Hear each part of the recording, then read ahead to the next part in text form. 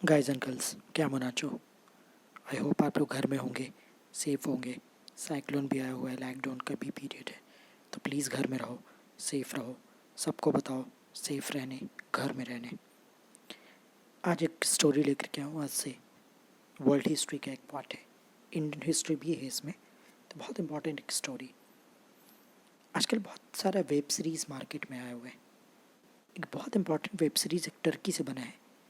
Web series का नाम है अर्तुगरुल गाजी। हम लोग बहुत सारे वेब सीरीज़ देखा, गेम ऑफ थ्रोन्स। आजकल लॉकडाउन का पीरियड में हम लोग देखा Ramayan Mahabharat. Game of Thrones को दुनिया का सबसे बड़ा वेब सीरीज़ माना जाता है, पर इसको भी टक्कर देने वाला आजकल एक सीरीज़ आया हुआ है, इसका नाम है अर्तुगरुल गाजी। अब क्या ख़ास बात है इसमें और ये वर्ल्ड हिस्ट्री से कैसे कनेक्टेड है, चलो देखते हैं। अब ये जो वेब सीरीज़ आया है, देखा ना, इस वेब सीरीज़ को निकाला गया है टर्की से, और इसका उर्दू में हिंदी में ऐसे ट्रांसलेशन भी आ चुका है। इस वेब सीरीज़ के ऊपर बहुत सारे कंट्री बैन लगा रहे हैं। कारण दो तीन इंपॉर्टेंट कंट्री है। एक कंट्री का नाम है सऊदी, कंट्री का नाम है USA and Israel. USA and Israel इस सीरीज़ को बैन करना चाहते हैं। वाई? एक तो उनका गेम ऑफ थ्रोन्स टक्कर दे रहा है इसको, एक बात। दूसरा एक बात है, इस सीरीज़ में लड़ते हुए दिखाए जा रहे हैं किससे? क्रिश्चियन रोमन एम्पायर से। इसलिए यूएस एंड इसराइल इसके अगेंस्ट है।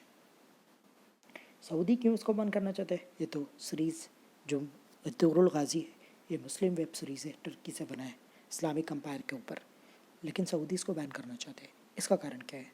इसका कारण ये है कि टर्की जो है वो एक सुन्नी कंट्री है। अब बेसिकली इस्लाम में मुसलमानों का दो सेक्ट है, शिया एंड सुन्नी। तो टर्की जो है वो शुरू से सुन्नी कंट्री है, और सऊदी में अभी जो गवर्नमेंट है वो है वहाबी। अब ये वहाबी क्या होता है? Wahhabi and Sunni, Shia and Sunni, दो सेक्ट। अब इसमें स्कूल ऑफ थॉट है अलग अलग। एक स्कूल ऑफ थॉट का नाम है Sunni school of thought. Sunni एक सेक्ट भी है, पर स्कूल ऑफ थॉट भी है ना। और दूसरा स्कूल ऑफ थॉट है वहाबिज़म, जिसे हम लोग हिस्ट्री में पढ़ा है क्लास में, एसएससी का क्लास में क्या पढ़ा है? वहाबी मूवमेंट। तो सऊदी का जो गवर्नमेंट है वो वहाबी स्कूल ऑफ थॉट पे चलता है। इसीलिए ये सुन्नी स्कूल ऑफ थॉट का जो वेब सीरीज है इसको वो लोग बंद करवाना चाहते हैं। एक कारण, एक और कारण है। सऊदी इसलिए इसको बंद करवाना चाहता है बिकॉज टर्की भी बहुत पावरफुल मुस्लिम कंट्री इमर्ज हो रहा है, और सऊदी ये नहीं चाहता है। इसमें टर्की का पीपल लोग का इमरजेंस, उनका बड़ापन दिखाया गया है, और सऊदी को ये पसंद नहीं है कि अरबिक आदमी को कम दिखाया जा रहा है और टर्किश पीपल को ज़्यादा बड़ा दिखाया जा रहा है। इसलिए भी वेब सीरीज़ को वो बंद करना चाहता है। तो चलो स्टार्ट करते हैं। हुआ ये कि 11वीं सेंचुरी के बाद हम लोग क्या देखेंगे कि एक इस्लामिक किंगडम है, ईरान से लेकर के टर्की पे रूल करता है। ईरान टू टर्की, ईरान का कुछ पार्ट टिल टर्की, एक अम्पायर रूल करते हैं, उसका नाम है सेल्जूक, जैसा मैंने अभी लिखा भी हुआ है यहाँ पे। और दूसरा एक इस्लामिक अम्पायर है, इराक पे रूल कर रहे हैं, उसका नाम है अब्बासिड डायनेस्टी, ABBASID। अब्बासिड डायनेस्टी इराक और ईरान से टर्की के एरिया पे रूल करते हैं सेल्जूक। एक और अम्पायर है इस्लामिक किंगडम, उस जगह का नाम है हलप, HALEP। और हलप पे जो रूल डायनेस्टी कर रहा है इस्लामिक अम्पायर वो है Ayyubi dynasty, Ayyubi empire. 3 Islamic kingdom. चौथा एक बहुत इंपॉर्टेंट किंगडम है, eastern Roman empire, Byzantine empire, Rome. और ये है क्रिश्चियन लोग का, उर्दू में इसको बोलते हैं सलीबी। सलीबी का मतलब क्या होता है? इंग्लिश में बोलते हैं क्रूसेडर्स। ईस्टर्न रोमन एम्पायर ये ख़त्म करना चाहता है, किसको ख़त्म करना चाहता है? सारा इस्लामिक एम्पायर, सारे इस्लामिक एम्पायर को। कारण अभी बताऊंगा। 2 और एम्पायर है, एक है मंगोलिया और दूसरा है तातारी। तातारी ट्राइब है अंडर हलाकू खान, और ये लोग रूल करते थे ईरान का कुछ एरिया से लेकर के चाइना तक। और मंगोलिया पे रूल करते हैं मंगोलियन लीडर, उसका नाम है चंगेज़ खान। चंगेज़ खान 1258 में जाके अटैक कर देते हैं बगदाद पे, और बगदाद पे अटैक करके पूरा इस्लामिक अम्पायर, उसका नाम है अब्बासिद, एंड कर देते हैं मार के। और इतना मारते हैं वहाँ पे उधर के लोगों को कि अकॉर्डिंग टू हिस्ट्री इराक़ में एक कैनल अभी भी है, उसका नाम है दजला, और दजला में 24 लाख मुस्लिम लोग को किल करके उसमें डाल दिया जाता है, पूरा पानी उसका खून हो चुका था। अब्बासिड डायनेस्टी 1258 में हो गया एंड। अब बचा एक अम्पायर, बड़ा अम्पायर, उसका नाम था सेल्जुक, और दूसरा एक बड़ा इस्लामिक अम्पायर बचा था हलब पे, अय्यूबी डायनेस्टी। अब इन दोनों को ख़त्म करना चाहते हैं। कौन ख़त्म करना चाहते हैं? ये ईस्टर्न रोमन अम्पायर इनको ख़त्म करना चाहते हैं। क्यों ख़त्म करना चाहते हैं? इसका हिस्ट्री है, इसका बैकग्राउंड ये है वर्ल्ड हिस्ट्री में कि इस्लामिक अम्पायर में एक बहुत बड़े वॉरियर रह चुके हैं, उनका नाम था सुल्तान सलाउद्दीन अय्यूबी। अगर आप लोग कभी बोलेंगे तो मैं इसके ऊपर भी हिस्ट्री बना के डालूंगा वर्ल्ड हिस्ट्री का। सुल्तान सलाउद्दीन अय्यूबी अपना इस्लामिक अम्पायर में एक एरिया को मर्ज किया था, उस एरिया का नाम था जेरूशलम।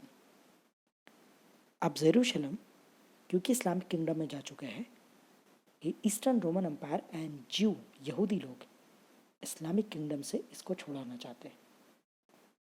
इसलिए वो लोग क्या चाहते हैं? वो लोग ख़त्म करना चाहते हैं किसको? Ayyubi empire and Salibi empire को, sorry, Ayyubi empire and Seljuk empire को, इसको वो लोग ख़त्म करना चाहते हैं।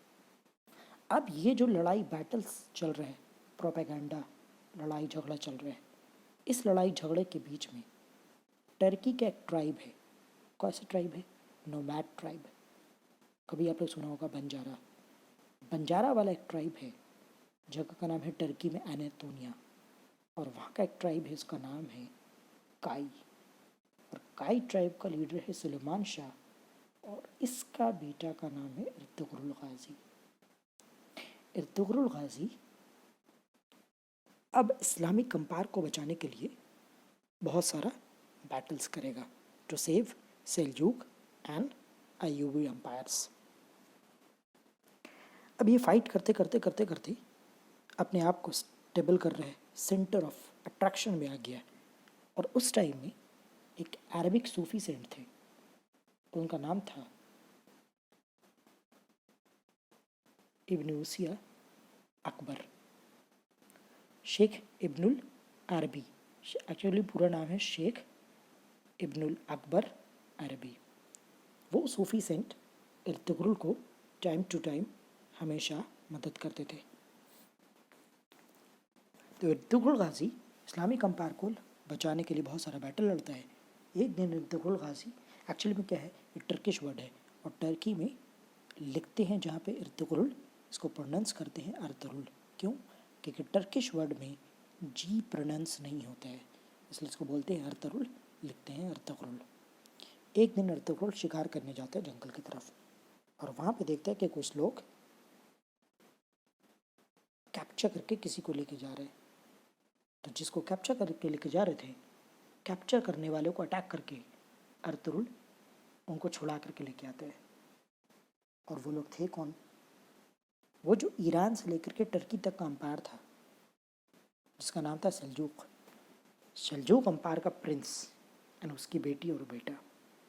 बेटी का नाम था हलीमा सुल्तान, और हलीमा सुल्तान से आगे चल करके शादी होती है इर्तुगरुल की। Very important love story. और इर्तुगरुल एंड हलीमा सुल्तान, इन दोनों से 3 बेटे हुए। इनके 3 बेटों में से सबसे छोटा बेटा, उसका नाम था Osman, according to world history. And Osman one was the founder of Ottoman Empire of Turkey। 1280 में क्या हुआ? 1280 में फाइनली इर्तुगरुल गाजी का हो गया डेथ 1280 में। लेकिन जब तक इसका डेथ हुआ था, पूरा अम्पायर टर्की से लेकर के ईरान एंड ऑल एरिया को अपने अंडर में कंट्रोल में ले लेते हैं। और 1280 में इसके डेथ हो जाने के बाद इर्तुगरुल गाजी को जगह का नाम है इस टर्की में, उसका नाम है सोगत, SOGUT, टर्की में जगह है सौकत, यहाँ पे एर्तुगरुल गाजी को दफन किया गया है एंड इस्तांबुल में दफन किया गया हलीमा सुल्तान को। आज भी इन दोनों का टॉम टर्की में है। अब इनके डेथ हो जाने के बाद क्या हुआ, Osman one was the what he did, Osman one founded a new empire, उसका नाम है Ottoman empire in 1299। Capital city was Anatolia in Turkey. And ये एम्पायर जब रूल करना स्टार्ट किया, धीरे धीरे एक्सपैंड करते करते करते करते ओटोमन एम्पायर, इंग्लिश में बोलते हैं ओटोमन, अरबिक में बोलते हैं, टर्किश लैंग्वेज में उस्मान, और उर्दू में इसी को बोलते हैं उस्मान। इसको लिखते हैं कैसे, USMAN, यस। एंड अरबिक में इसको प्रोनाउंस करते हैं उतमान, UTHMAN। ये एम्पायर एक्सपैंड कर जाता है 3 कॉन्टिनेंट पे, एशिया, अफ्रीका एंड यूरोप पे। 3 कॉन्टिनेंट पे रूल करते हैं। 13th सेंचुरी आके देखना, 13th सेंचुरी से लेकर के टिल 1922, 700 ईयर्स तक one of the longest, I think दुनिया में सबसे ज़्यादा दिन तक रूल करने वाला ये empire finally came to an end in 1922। इसका एंड होने का कहानी बहुत खूबसूरत है। हुआ ये कि वर्ल्ड हिस्ट्री में एक वॉर हुआ। वॉर का नाम है क्या है, वॉर का नाम है Balkan war, very important. According to Balkan war 1912 से 13 तक क्या हुआ, ये वॉर के बाद 1912-13 में बल्कन वॉर के बाद बहुत सारा जो ओटोमन एम्पायर का एरिया था उसको ब्रिटिश कैप्चर करके यूरोपियंस में डाल देते हैं। एंड फाइनली 1914 से स्टार्ट हो जाता है वर्ल्ड वॉर 1। वर्ल्ड वॉर 1 के बाद ब्रिटेन पूरा पावर में आ जाता है। जैसे ही वर्ल्ड वॉर 1 एंड होता है 1918 में, और वर्ल्ड वॉर 1 के एंड हो जाने के बाद अपना ब्रिटिश लोग पूरा एक्सपेंशन कर देते हैं टर्की पे, और वहाँ का एम्पायर को ख़त्म करने का चलाते हैं अभी प्रोपेगेंडा। तो जो ओटोमन एम्पायर है उसका जो लीडर्स होते थे उनको राजा नहीं बोलते थे, क्या बोलते थे, उनको बोलते थे खलीफेट्स। अरबिक में खलीफा, उर्दू में भी खलीफा, इंग्लिश में खलीफेट्स। एंड खलीफेट्स को एंड करके वहाँ पे ब्रिटिश लोग अपने आप को स्टेबल करना चाहते हैं। तभी देखेंगे इंडिया में भी ब्रिटिश लोग का अगेंस्ट में मूवमेंट चल रहा था आज़ादी का। अब जब खलीफेट को हटाने का वहाँ पे चलने लगा पूरा प्रोपेगेंडा, क्यों हटाना चाहते हैं, इसका बहुत इंपॉर्टेंट एक कारण है। कारण ये है कि हम लोग देखेंगे टर्की में एक स्ट्रेट है, स्ट्रेट का नाम है स्ट्रेट ऑफ बॉस्फोरस। अब मैंने इस की क्लास में आप लोग को पढ़ाया था कि टर्की में एक सी रूट चैनल है जो कनेक्ट करते हैं एशिया एंड यूरोप को, 2 पार्ट में डिवाइड करते हैं। एंड एशिया एंड यूरोप का 2 सी को कनेक्ट करते हैं, सी ऑफ मरमारा एंड ब्लैक सी, 2 सी को कनेक्ट करते हैं। ये जो स्ट्रेट ऑफ बॉस्फोरस है, one of the narrowest straight in the world. ये सी रूट चैनल कनेक्ट करते हैं एशिया एंड यूरोप को। अब जो भी वैसल लेकर के यूरोप और एशिया से कोई शिप गुजरेगा, इस स्ट्रेट से जाना पड़ेगा, और जिस कंट्री का इस स्ट्रेट के ऊपर कंट्रोल रहेगा वो कंट्री पैसा कमाएगा। दैट इज़ वाई यूरोप अपने कंट्रोल में लेना चाहता है स्ट्रेट ऑफ बॉस्फोरस को। स्ट्रेट ऑफ बॉस्फोरस को लेने के लिए टर्की को फील्ड से, स्ट्रेट से, वर्ल्ड स्ट्रेट से हटाना पड़ेगा। इसीलिए वो लोग इस वहाँ पे अपना एम्पायर को एक्सपैंड करना चाहते हैं। हुआ ये कि 1922 में फाइनली खलीफेट्स को एंड करके, और वहाँ पे with the help of British नया एक आदमी को वहाँ का प्रेसिडेंट अपॉइंट कर देते हैं। उस आदमी का नाम बहुत इंपॉर्टेंट है, Mustafa Kemal Ataturk became the new president of Turkey, जिसको आजकल बोलते हैं रिपब्लिक ऑफ टर्की। नया प्रेसिडेंट अपॉइंट हो जाता है एंड ये रूल करता है तब तक टिल 1938, जब तक ये जिंदा रहता है। अब ये आदमी जो है दिख तो रहा है टर्की का, but he was agent of Europeans, British. अब ये आदमी एक डील साइन कर लेता है टर्की, किससे, यूरोपियन कंट्री से, और उस डील का नाम है वेरी इंपॉर्टेंट वर्ल्ड हिस्ट्री में, treaty of Lausanne, 24 July 1923। By this treaty state of Bosphorus चला गया यूरोपियंस लोग का हाथ में। एंड ये ट्रीटी एंड हो रहा है 2023 में। क्योंकि ट्रीटी थी 100 ईयर्स के लिए। बहुत इम्पॉर्टेंट बात यह है कि कभी ना कभी आप लोग रिसेंट में 1-2 साल में आप कभी ना कोई ऐसा कोई आर्टिकल वीडियो ज़रूर देखा होगा कि टर्की 2023 में सुपर पावर बन जाएगा। वाई? इसका कहानी ये है कि बाई दिस ट्रीटी लिसन 1923 से 2023 में ये ट्रीटी हो जाएगा एंड। एंड जब ये ट्रीटी एंड हो जाएगा तो ये जो स्ट्रेट है, स्ट्रेट ऑफ बॉस्फोरस, ये आ जाएगा टर्की के कमांड में, और जिसके अंडर में कंट्रोल में रहेगा तो यूरोपियंस को अब पैसा देना पड़ेगा टर्की को। Turkey financially economically very strong बन जाएगा, और इसीलिए टर्की पे ये कंट्रोल ना चला जाए टर्की के हाथ में, इसलिए यूरोपियंस का भी बहुत सारा प्रोपेगेंडा टर्की के अगेंस्ट में चलाएगा। रिसेंटली एक केस आप लोग सुना होगा बाई 2016, अगर आप लोग न्यूज़ पर पढ़ते हैं, न्यूज़ देखते तो आपको पता होना चाहिए बाई 2016 क्या हुआ था। टर्की में वहाँ का टर्की का आर्मी उतर के सड़क पे आ गया था अगेंस्ट प्रेसिडेंट ऑफ टर्की, जिसका नाम है एर्दोगान। एर्दोगान को हटा करके टर्की में पावर में आना चाहता था टर्की का आर्मी। जब आर्मी लोग सिविलियन गवर्नमेंट को हटा करके पावर में आ जाते हैं, इसको इंग्लिश में बोलते हैं कू, उर्दू में बोलते हैं तख्ता पलट। जैसे आप लोग कभी सुना होगा एक कंट्री का नाम है पाकिस्तान, कंट्री नहीं है, सिर्फ पाकिस्तान बोलो, कंट्री के नाम पे मजाक। तो पाकिस्तान में आप क्या देखेंगे हमेशा कि परवेज़ मुशर्रफ देखना नवाज शरीफ को हटा करके पावर में आ गया था। जनरल ज़ियाउल हक, बेनज़ीर भुट्टो का पापा, उसका नाम था जुल्फ़िकार अली भुट्टो, उसको हटा के पावर में आ गया था। व्हेनेवर आर्मी सिविलियन गवर्नमेंट को हटा के जब पावर में आ जाता है उसको बोलते हैं तख्ता पलट, इंग्लिश में बोलते हैं कू।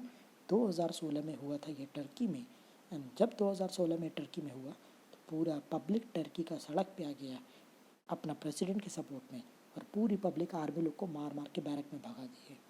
ये क्यों हुआ? इसलिए इसके ऊपर बहुत सारा न्यूज़ आया कि कॉन्स्पिरेसी यूरोपियन कंट्रीज़ का था, ताकि 2023 के पहले पहले टर्की से एर्दोगान को हटा करके ये ट्रीटी को कैसे भी आगे बढ़ाया जाए, लेकिन एर्दोगान ये ट्रीटी को आगे साइन नहीं करेगा।